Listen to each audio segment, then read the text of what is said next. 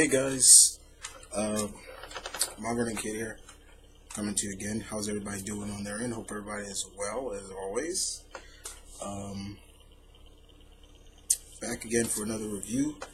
It was a good, solid week this week, definitely. And I'm here to review the books that I got that you saw on the haul video. And let's get started, shall we? We're gonna try to run through this as quickly as possible, but I'm gonna give my thoughts on the books as well. I'm not just gonna run through everything.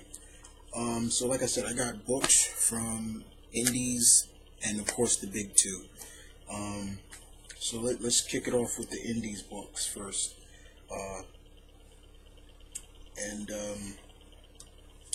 Start off with Dark Horse.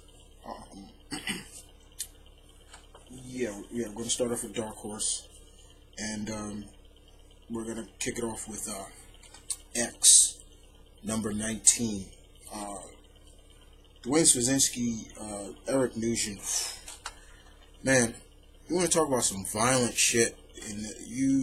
This is the book right here. This is part 3 of the Flesh and Blood story arc that's going on. Last time we left off, X had escaped the clutches of he was being held captive by the skin takers and their leader, Dr. Hine. The skin takers are these group of individuals who wear this pig-like armor. They wear pig skin, but it's like armor, and it's really durable. And X was captured, and they using him as experiment because X is valuable. Like, he can heal, things like that. And this we get to see and how he escaped, because at the end of the issue we saw him escape. We get to see here how he escaped. And you talk about some violent shit. He extremely goes to the limits of escaping, to the point where he literally breaks his own wrist and uses it as a weapon. Like his arm, his wrist, the bone in his wrist is completely out of his skin. So he's using that as a weapon, to the point where he literally fights these guys, and he's like, I found all your soft spots now in your so-called armor, and he's jabbing them with the bone, and it's like, oh my god. Like I said, some violent shit a bit here. This is not for the faint of heart. With X, this is very much a book that is not for children to read. This is a very violent book, but if you know X from back in the days of Dark Horse, he's a classic Dark Horse character. But it's still good. The storytelling is good. It's just the violence is to the extreme, big time. If Quentin Tarantino ever thought about making a superhero movie, do X. And speaking of Quentin Tarantino, we move into a crossover, which I was damn well looking forward to, between Dynamite and Vertigo Comics, and it's none other than Django and Zorro. Yes. This is written by written by Quentin Tarantino and Matt Wagner, and Stephen Pauls does the artwork in here. This is supposedly technically kind of a sequel to Django Unchained, somewhat. That's what they say it is. If you've never seen that movie, I do recommend it. It's homage to a lot of those slap-happy westerns that our parents grew up, but taken to the extreme, literally. But in this issue, the first issue of this miniseries, Django is on the trail of some bounties, because he is still a bounty hunter. His horse dies in the desert, and he gets picked up by a stranger, Latin stranger by the name of I don't want to mess up Zorro's name. I always remember his name. Don Diego de la Vega. Just want to make sure I got it right. I was going to say Don Diavesta de Leo, but he gets picked up by him, and Django's kind of like, I didn't think you were going to stop for black folk, and thing like that. And De La Vega is just like, Don Diego's like, black, you look more like Dutch chocolate, not black.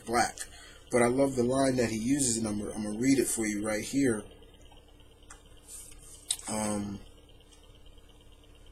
He says. He says it right here. He says, black? Well, I say that your skin color is more akin to a lovely Belgian chocolate. And then he says, but I'm far more aggrieved by the soil of your clothing than the shade of your skin, because Django kind of stinks. So he kind of tells him that you need to take a bath or something like that, which is really funny. Unfortunately, they get stopped, and Django meets the bounties that he was looking for. And he starts to tell, De La Vega starts to realize that there's more that meets the eye by Django. And they kind of have an agreement. And it's to the point where later on, Django even says, you remind me of somebody I knew. He's talking about his old partner. And then more and more we get to see what De La Vega asks Django for some help in terms of, can you do this? And Django says, okay. And he gets to see firsthand that De La Vega is not as helpless as he is. And the way they did this issue is really kind of showcased where if you're not a fan of Zorro and you don't know who he is, you're not really going to know who De La Vega is. And they played it up. Quentin Tarantino and Mr. Wagner played up very well to the point until the end of the issue where you see who this guy maybe is, which I don't want to spoil, but he does something that Zorro is known for doing at the end. But this was a really good start, a very good start to hopefully a good crossover between the two. Now, you got to remember also, guys, De La Vega is older now. He's not as young as he used to be, so he's a little older now. He's older. He's an older De La Vega. He's an older gentleman, while Django's young. But very good start. Very good start to this crossover. Not bad, Mr. Tarantino. I was very impressed. Think about jumping over to writing comics. Let's do it. So we'll keep it Western-wise. And next thing you know, we're talking about Lone Ranger, Vindicated, #1. I told Justin Gray on Twitter, like I said, I apologize, guys. That's how I say it. I blame Chris Jericho for that because he says it like that. And now it's in my head. Every time I say Twitter, I say it like that. But I told Justin Gray, this was really good. This really was just fun for me because I am a fan of the Lone Ranger. I love the character. I love what he stands for. He's been around for so many years. He's an American icon. And in this issue, first of all, the cover, that John Cassaday cover, is beautiful. Ray Villegas' artwork in here is beautiful. It suits so well. In this issue, the Ranger and his partner Tonto are called into a town known as Red River. It's basically the town's money is being stolen by a gang. Is called the Red River Gang, and the people of the town are getting really frustrated with it. They want action. They want to take, they're like, when are you going to help us, Sheriff? Everything. The sheriff is saying we're all doing all we can, things like that. And unfortunately, some of the fans like, look, we called in for some more help. We called in the Ranger, and the sheriff is not very happy about that. He's like, I don't need no freaking no mask and his engine. Yeah, they use a lot of subtle names for Tonto, and you got to take it from somebody like me who is half native myself, you know, that's kind of cuts really deep. You know, they say redskin in here, and they say Indian and things like that.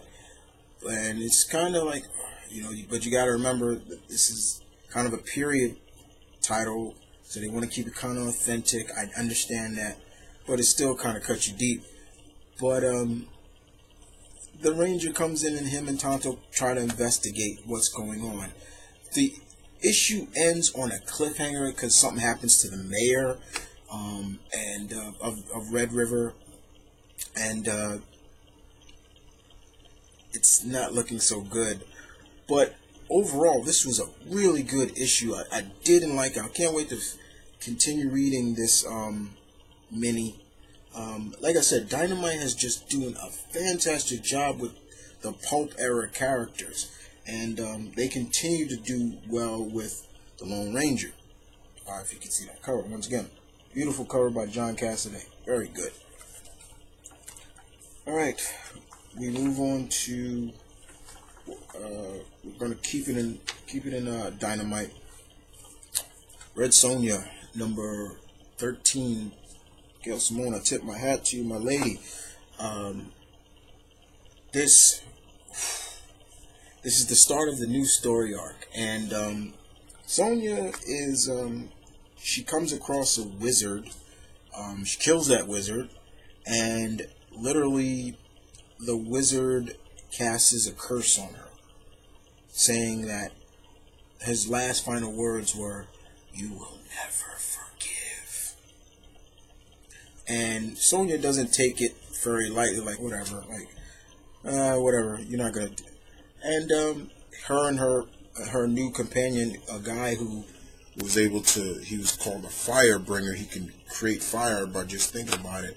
He comes and he's like, okay, I need your help.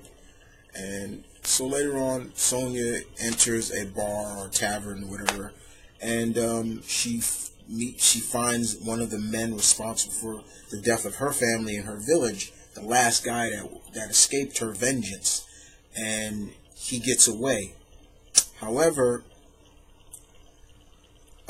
one of the individuals in the bar, you know, says, "I'm sorry, I didn't mean it," and right there, she just snaps on this guy. She literally nearly beats this guy to death, and it's almost, once again, the curse is real. She can't forgive this guy, and she just wails on this guy, and it's just like, oh my god, like, whoa.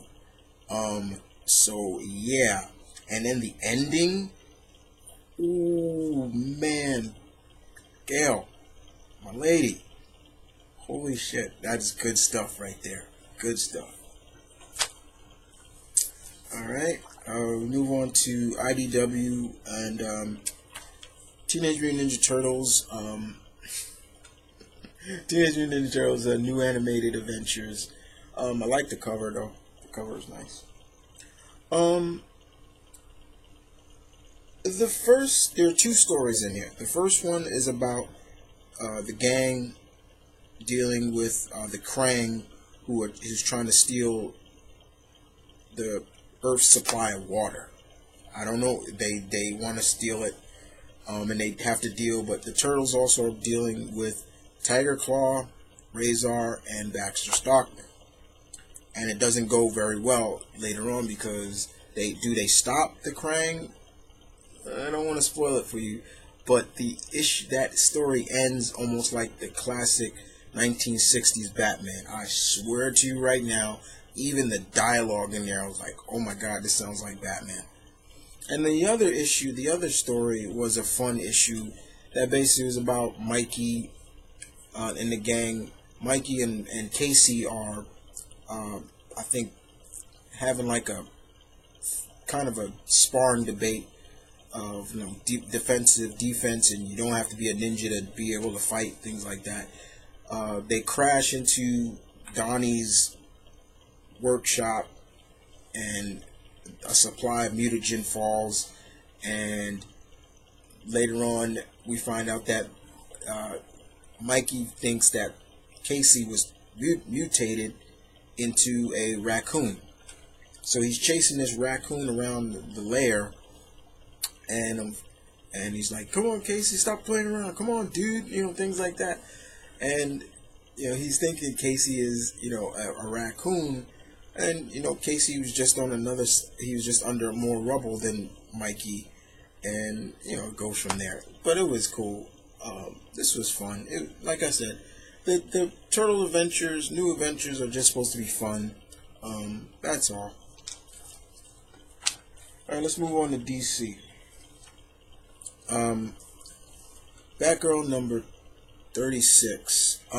Like I said, I promised Gail Simone that I'd give this 4 issues. If I didn't like it after 4, I'm dropping it. So far, I have dropped another DC title, and that's Batwoman. I cannot take the direction that they are going with Katie. I'm not feeling it. And in this issue, Stewart basically takes Babs in a direction that I'm just like, wait a minute, like, really? Like, the bottom line is, Babs is dealing with these 2 biker motorcyclists who are literally coming straight out of an anime that Babs watched as a little girl back in the days. And right there, I'm just like, okay, right, okay. And she's remembering an anime she watched and how the protagonist in that show defeated the same individuals that she's fighting. And I'm like, really? Like, you telling me it took you the whole issue for her to learn how to do that? And I'm like, are you serious? Like, I'm like, you guys are literally downgrading Babs. Not just how she thinks, also how she fights. And I damn sure don't like how, I understand that Dinah's mad at Babs, especially for what happened to her, but, those two have been through too much. And to have her, like, oh, fuck you and I'm done, it's like, you are really, Mr. Stewart, you are making it too easy now for me to literally drop this. Like I said, I promised Gail Simone that I'd give it 4 issues. You got 2 more to impress me. If not, I'm not going to waste my money on this, because I did not like this issue either. Sorry. Nope. Alright. Batman number 36. Endgame Part 2. Like I said, look at that creepy ass cover.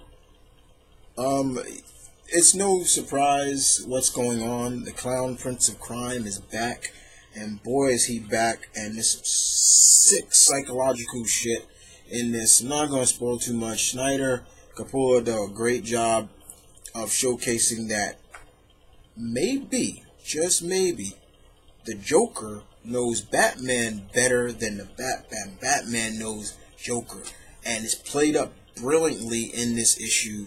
And it's to the point where you're like, you kind of contemplate, you know what? Maybe that's right. Maybe he's right. Joker has completely, somehow his face is completely healed. He's not wearing that his skin face anymore. He's new hair. But it's to the point now where he's literally saying to Batman, I'm bored with you now. Literally, he's saying that to Bruce. I'm bored with you. So, it's no more fun and games anymore with you. Let's just get this over with. And it's like, whoa. And that's just at the end.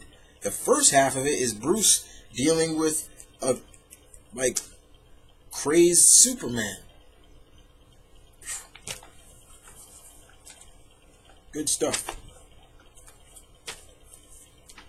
Green Lantern Corps number 36. This is Godhead Act 2, Part 2. Wow. got to learn a lot by John Stewart some more in this, is the fact that he has not forgiven the Star Sapphires for anything that they did, especially with Fatality. You know, the person that he loved.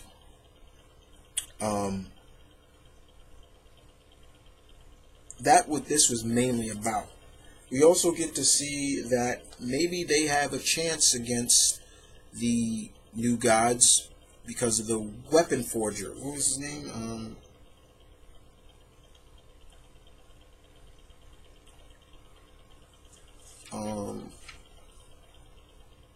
The Weaponer. That's what he's called. The New Gods come to the home world of the Star Sapphires, but it's mainly centered around John Stewart and the ending. Ooh, Mr. Jensen, wow, you're going there. Are we really going there? Wow, that right there was okay. You got my attention now. I'm looking forward to the rest. Good stuff. Last DC book, JLU, Justice League United, Part 6. Jeff Lemire and Neil Edwards does the artwork. This is part 2 of 5 of Infinitus Saga. The League and the Legion of Superheroes are still dealing with what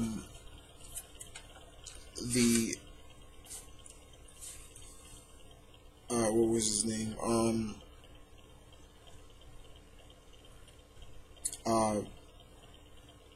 Oh God, what's the villain's name in this? I'm trying to remember his name.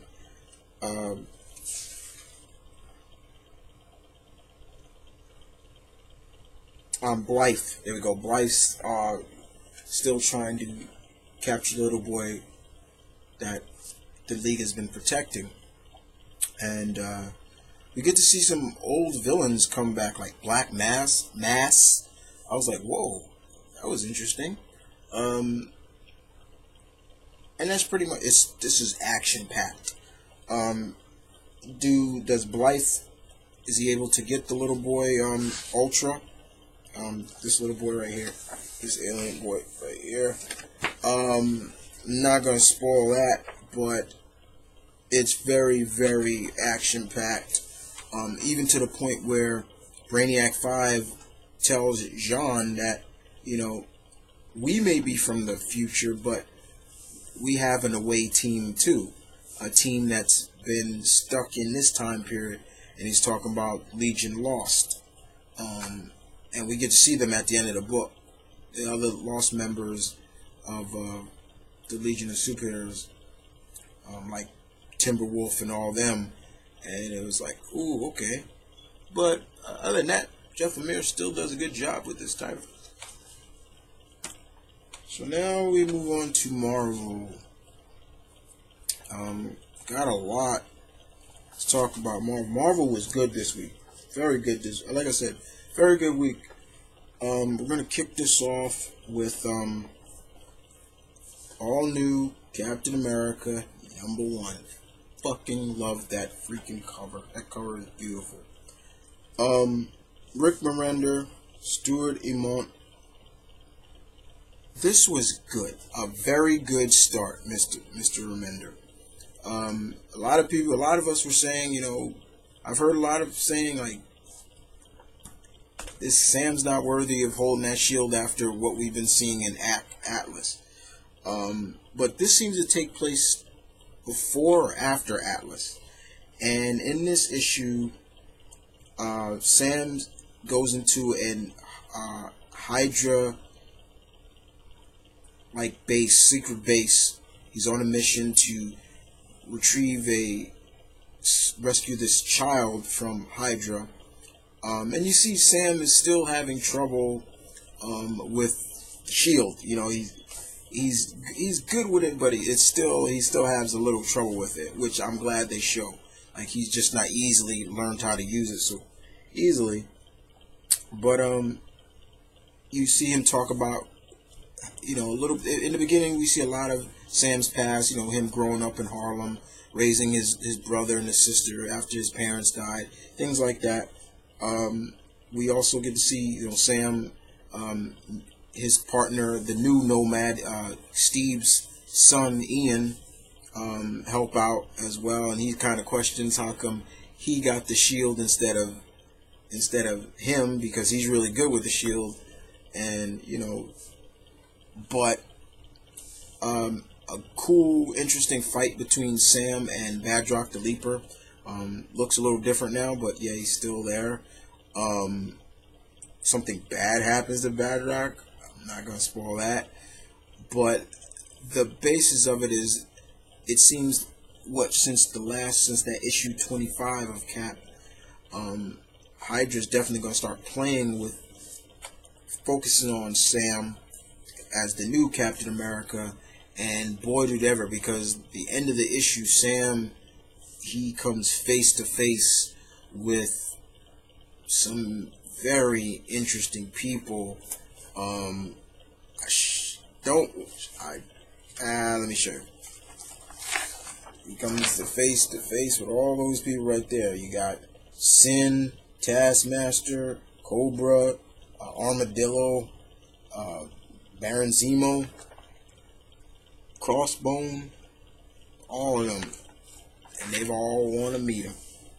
Okay, so now Atlas number 5. Heard a lot of people say they've dropped this because of, once again, what the hell went down in issue 4. I blew a gasket too. You saw it. If you watched that last review, you saw me flip out.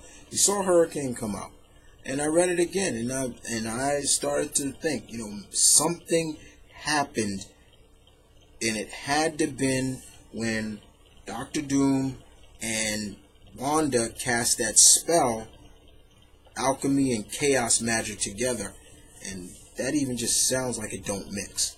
In this issue alone, guys, we get to see that yes, it did have something to do with that.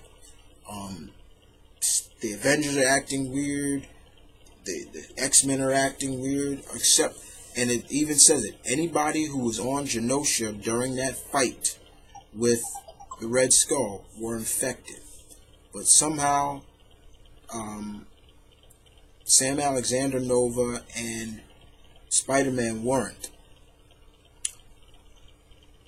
And they come to the Avengers mansion, you know, like, hey, okay, what's going on? Next thing you know, literally, Sam shrinks all the other Avengers because of what went down with Skull escaped. And how is he able to do that? They are literally siphoning Pym particles from the Wasp, and it's like, holy shit. It's like, what the fuck?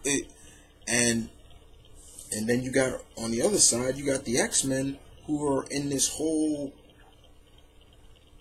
Darwinism phase of like, kill the humans, blah blah, you know, and they're being led by Evan, who is now fully looking like Apocalypse, like what he's supposed to look like.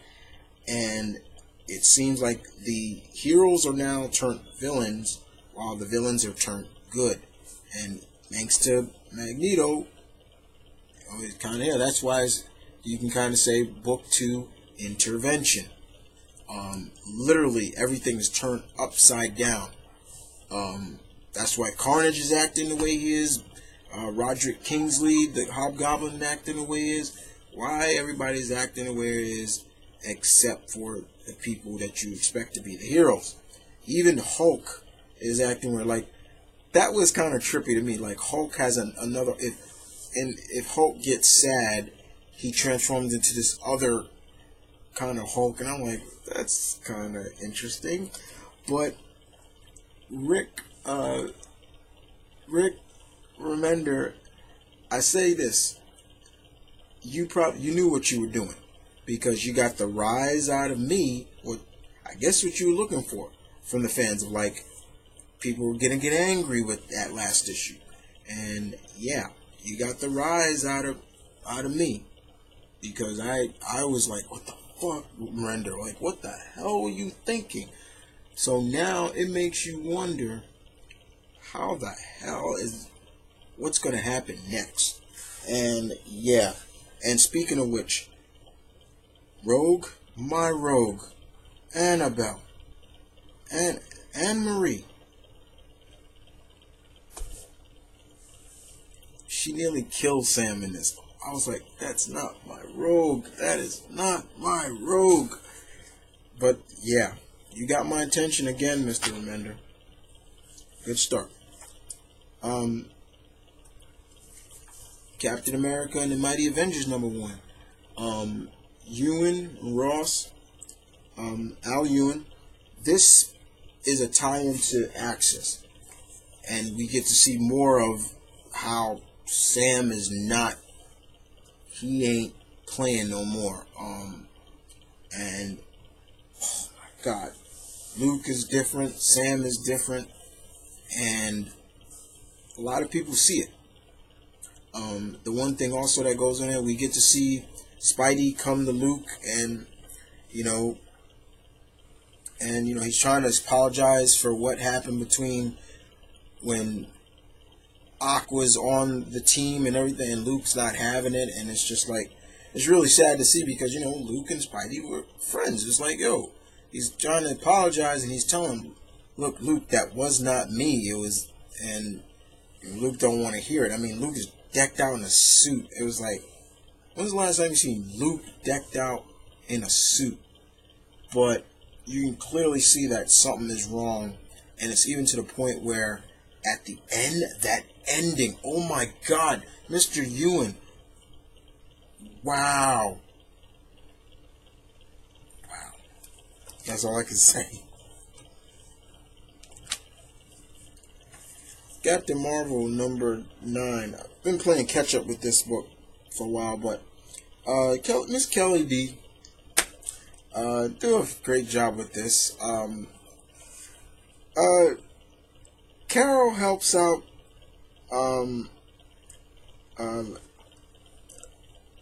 character, I'm trying to remember her name,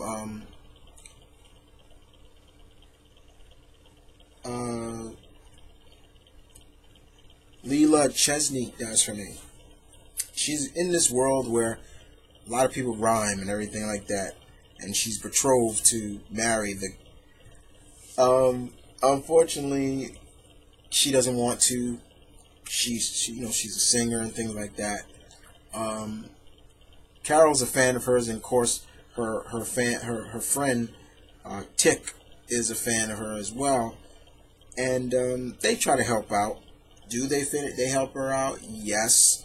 The dialogue in this is really funny and fun. Not a lot of action, but there is some. Carol does fight in this, and she showcases why she is who she is.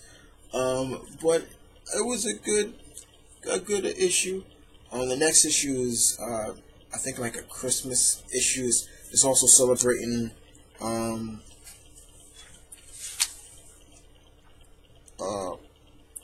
her 100th solo issue. Carol's 100th. Oops. Carol Danvers' 100th solo issue. It'd be really cool if it went to 100. It was printed as 100.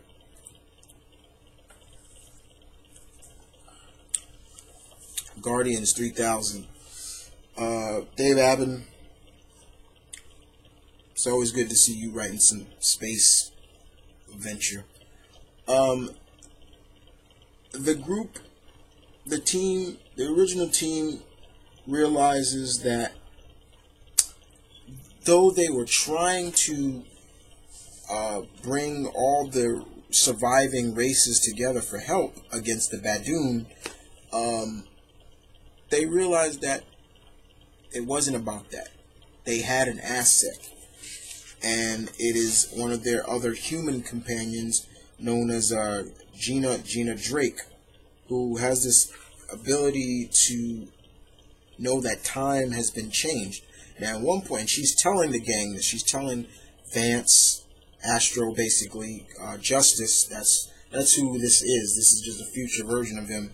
You know, that we all died and things like that. And she's going on about how Starhawk was a man and now she's a woman and things like that.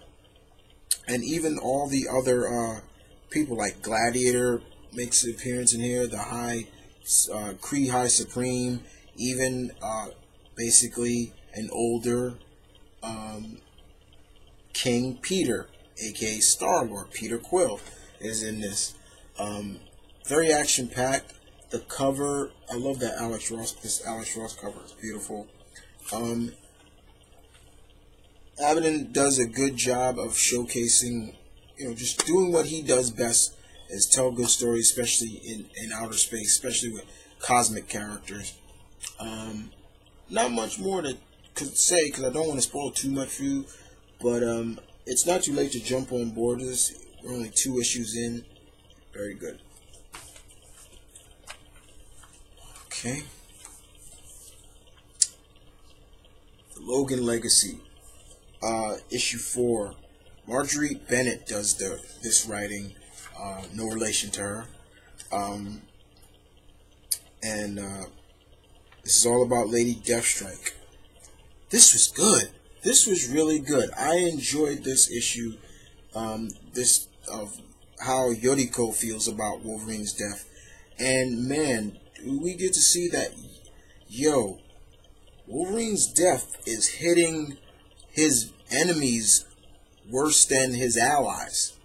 And I think Marvel's doing a good job at that. Some of his enemies. You figure, you can understand kind of where they're coming from in terms of, like, he didn't die by their hands. And it's played up very well in Lady Deathstrike's story as well.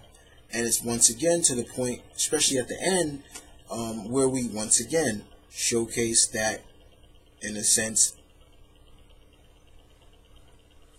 they are looking at maybe, like, literally, now that Yoriko is free of, everything, she doesn't have to listen to anybody, she can go on her own free will, in a sense, but also knowing that, maybe she can be better than Wolverine. It's like, you know what, I'll give it a chance, but I'll always see Lady Deathstrike as a villain. The next one deals with Daken, and I'm not the biggest Daken fan, but so far the Logan Legacies have been really good. As of right now, out of the 3 like spotlight stories, I would say right now X-23 is still the favorite. Yoriko now, and then Sabretooth. Miles Morales Ultimate Spider-Man number 7. Oh my God, yes. Bendis, thank you. Don't want to spoil too much, especially with Kate Bishop. Really, Bendis? Wow. Still, the whole aspect of what happened. Does Osborn know more about Miles' dad and this? And Miles takes that very seriously, and man, does he. And we get to see the 2 Spider-Men fight side by side against the Ultimate Green Goblin. Just some really good action in this. Good storytelling. When it was needed, the drama was there. But the one thing that I think a lot of us were worried about, and we get to see it in this, but I love it, and I'm a spoiler right here, guys. Peter Parker, whether it's the real one or not, gives Miles his blessing, gives him back the web shooters, and says, you're Spider-Man. You're the Spider-Man now. And I literally was like, that was great. And the look on Miles' face was priceless when he said that. Peter does go off. I guess, to find himself and what is his purpose now and things like that. He and Mary Jane drive away, but it was good, and it's the ending, like I said, with Katie Bishop, Ultimate Katie Bishop, and Miles's dad. But yeah, good stuff. All right. Sorry guys, just watching my time.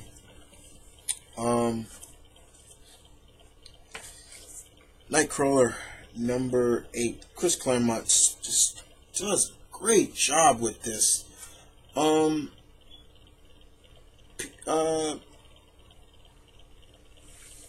Kurt still dealing with, the outcome of losing one of his best friends, Wolverine, of course. Unfortunately, he gets summoned by someone he's met before to help her. And does he? Yeah, he does. And we get to see who the antagonist is that is trying to hurt the person that he's trying to protect. And it's an old X-Men villain who we haven't seen in a while, but it's always good to see him. Let's just say he is kind of royalty. So, but what do you call someone who is royal and he's a male? Not a prince, but starts with a K, and he dwells in the O's. Yeah, for all you, those are your clues right there. This was good, very good stuff.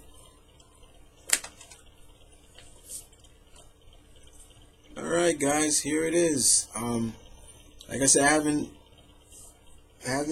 had a Iron Man series in a while. Like I said, couldn't take Gillian's run anymore. I was like, okay, I gotta drop this. This I just can't take that. So I picked up Superior Iron Man, Tom Taylor. This is number 1. This is also tying to Axis.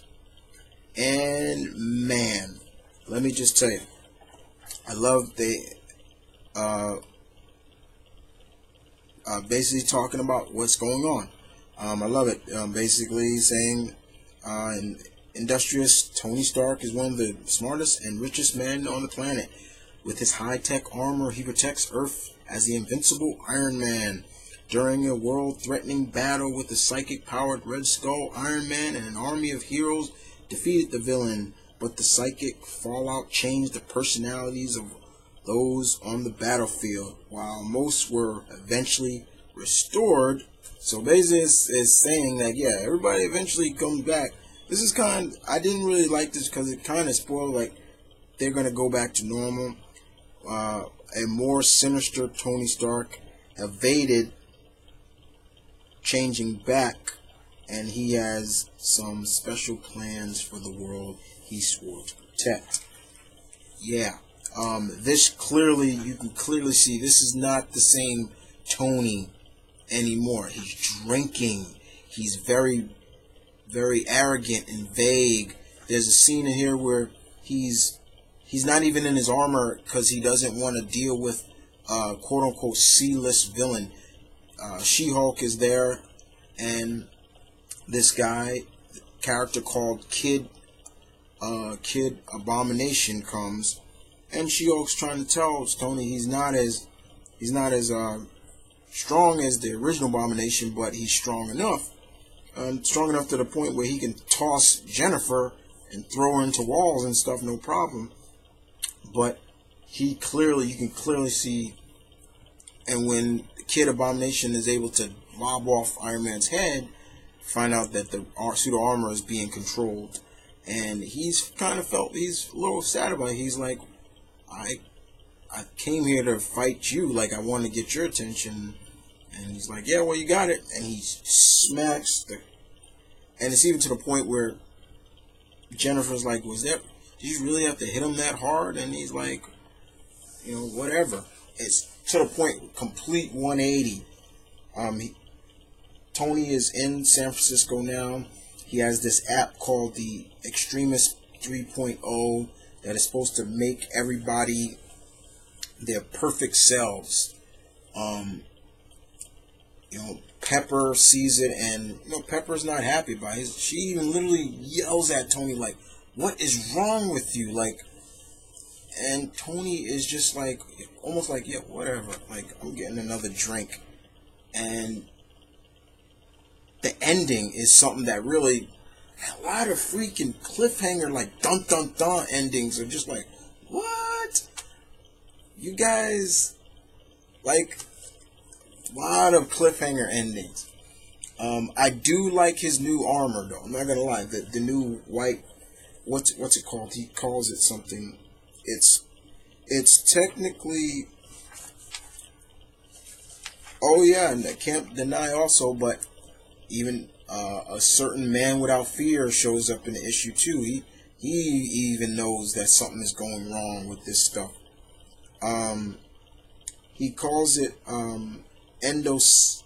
Endosim armor. Basically, it's fully liquid smart metal, and it hardens instantly when it makes connection. So he basically now it's almost like, literally, basically the way I look at it is like, it's almost Tony is wearing T1000. It's almost symbiotic as well. Like, I'll show you like like how it's coming on to him. Like you can see here, how it comes on to him. Like the artwork in here was beautiful. Who's the artist as well? What is?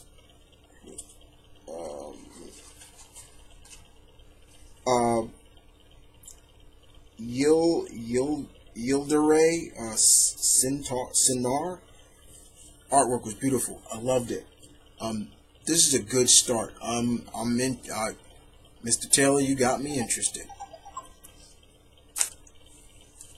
And we end this bad boy with Thor number 2. Jason Aaron's,